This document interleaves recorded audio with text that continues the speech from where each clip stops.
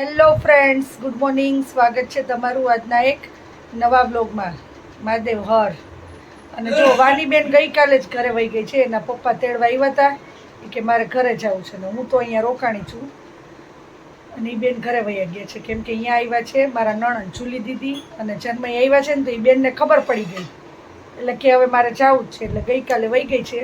અને જો અહીંયા અત્યારે અમે લોકો છીએ જોઈએ આજે મમ્મીએ રસોઈમાં શું બનાવ્યું છે. ચાલો આપણે પૂછતા આવી.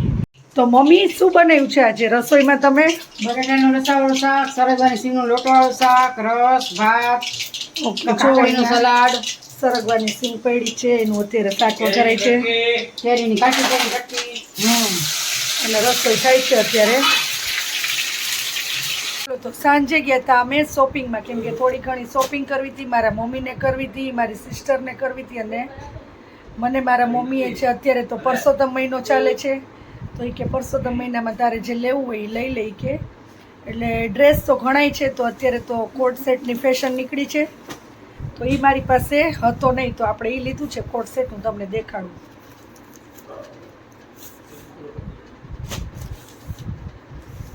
જો તો આ કોટ સેટ લીધો છે. આમ તો પિંક કલર એ ન કહેવાય ને એ ટાઈપનો કલર કહેવાય. અને આ જો કોટ સેટની નીચે આ આખો પ્લાઝો છે અને આ ઉપરનું ટોપ છે.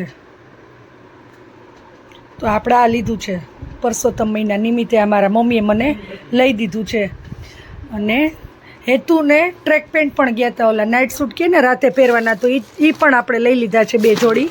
તો ટ્રેક પેન્ટ રાતે નાઇટ સૂટમાં ચાલે અને બધાયમાં ચાલે, દિવસે પણ પહેરી શકે ને રાતે. તો જો એમાં આપણે 2 કલર લઈ લીધા છે. આ છે બ્લેક અને બ્લુ, 2 કલર લીધા છે.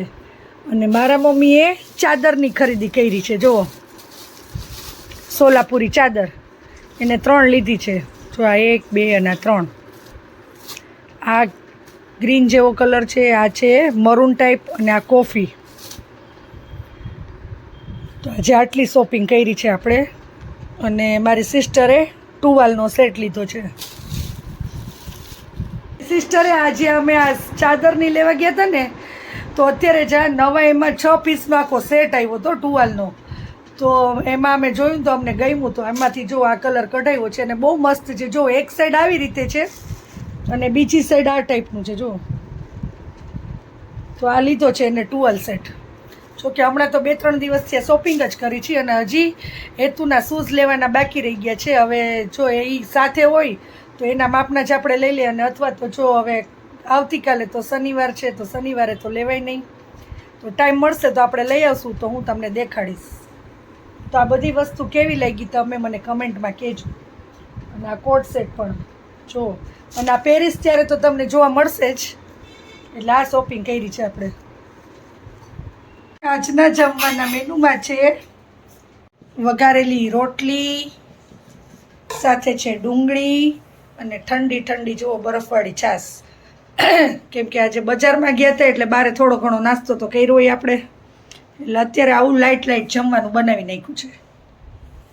જો અહીંયા ફળિયામાં છે ને ગ્રીન પડદો લગાડી દીધો છે.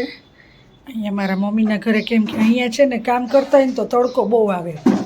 વાસણ કે કંઈ કરતા હોય તો સામો તડકો આવે હવે. એટલે જો અહીંયા આપણે સ્પ્રિંગ લઈ આવ્યા હતા એ ફિટિંગ કરાવી લીધી અને ગ્રીન પડદો લઈ અને અહીંયા લગાવી દીધો છે. એટલે આખો પડદો દઈ દેવાનો. જો તો કેવો છાંયો આવી ગયો છે.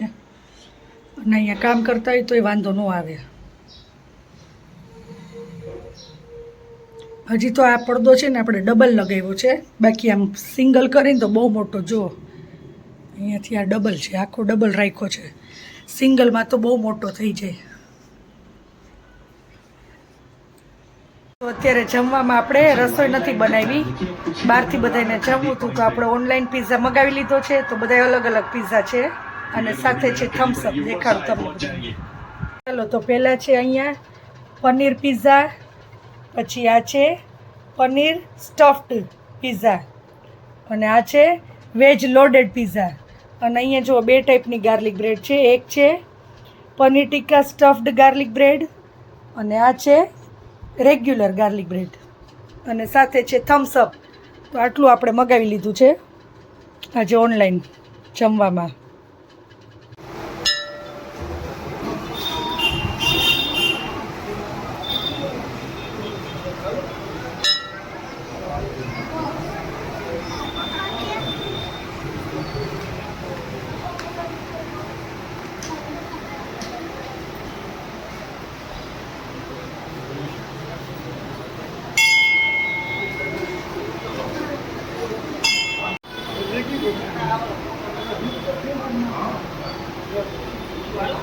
The next day.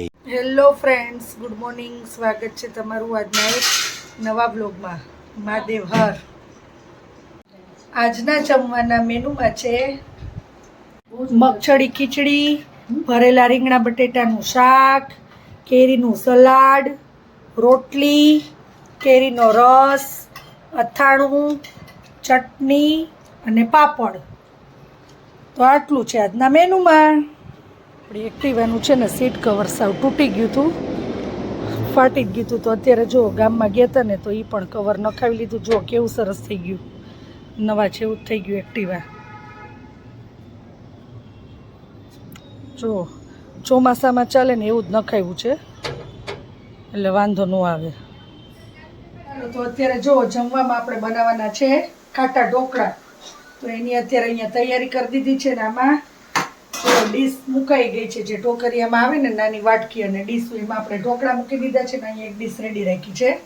અને મારા મમ્મી હમણાં ઉપરના રૂમમાં એસી ફિટ કરાવ્યું તો એની સાથે આ એક ગિફ્ટ આવી છે, દેખાડું તમને. ફ્રાયરની ગિફ્ટ આવી છે, ક્રોમાનું. ઉપર ક્રોમાનું જ એસી ફિટ કરાવ્યું છે. તો એની સાથે આ ગિફ્ટમાં આવ્યું ક્રોમાનું એર ફ્રાયર, જે કહે છે ને કે આમાં બધી વસ્તુ ફ્રાય થાય. તો અત્યારે જો આપણે આ ચિપ્સ ટ્રાય કરી છે, એમાં કેવી થાય છે એટલે આપણને ખબર તો પડે, આઈડિયા આવે કે કેવી રીતે ચાલુ થાય છે. એટલે આની અંદર જુઓ, પહેલાં તો નોર્મલ તેલ છાંટી દેવાનું અને એની ઉપર મસાલો કરી દેવાનો અને પછી આની અંદર મૂકી દેવાનું અને જે એની કાંઈ પણ ડિગ્રી કે હોય એ રાખી અને 5-10 મિનિટ માટે રાખવાનું એટલે રેડી થઈ જશે આપણી ચિપ્સ.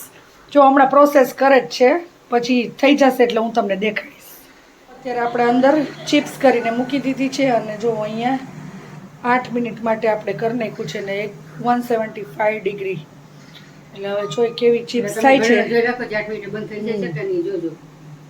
આજના જમવાના મેનુમાં છે સ્પેશિયલ ઢોકળા.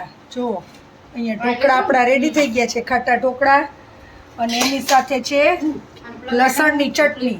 જો આમાં આપણે લસણની ચટણી કરી નાખી છે અને છાશ.